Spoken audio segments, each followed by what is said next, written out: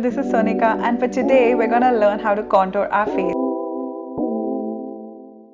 Contouring can make your face look more slimmer by adding depth and shadows to your face. So let's start up with the art of contouring. To contour our jawline, we need to first find out where is it hollow. Likewise, I'm using a brush to press it into the hollows of my cheekbones. Also, to make my nose look more slimmer and snatched, I'm going to contour the sides of my nose and the bottom of it to make it look more shorter. Make sure you don't contour on your jawline, but you contour below your jawline just to make sure you don't look muddy. The starting and the ending point of your cheek contour is going to be from the end of your mouth to the top of your ears. Likewise, drop a parallel line to your jawbone, and that's going to be the angle of your jaw contour. Make sure that you end your contour right below the arch of your eyebrow.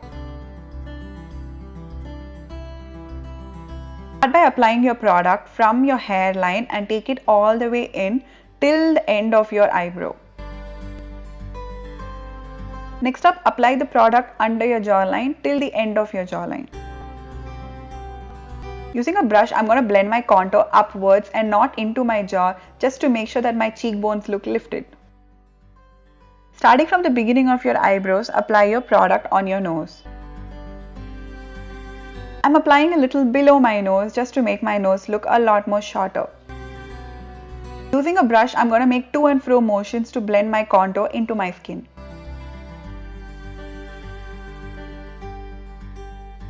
This completes the tutorial, and I'll catch up with you guys for another one. Until next time, bye!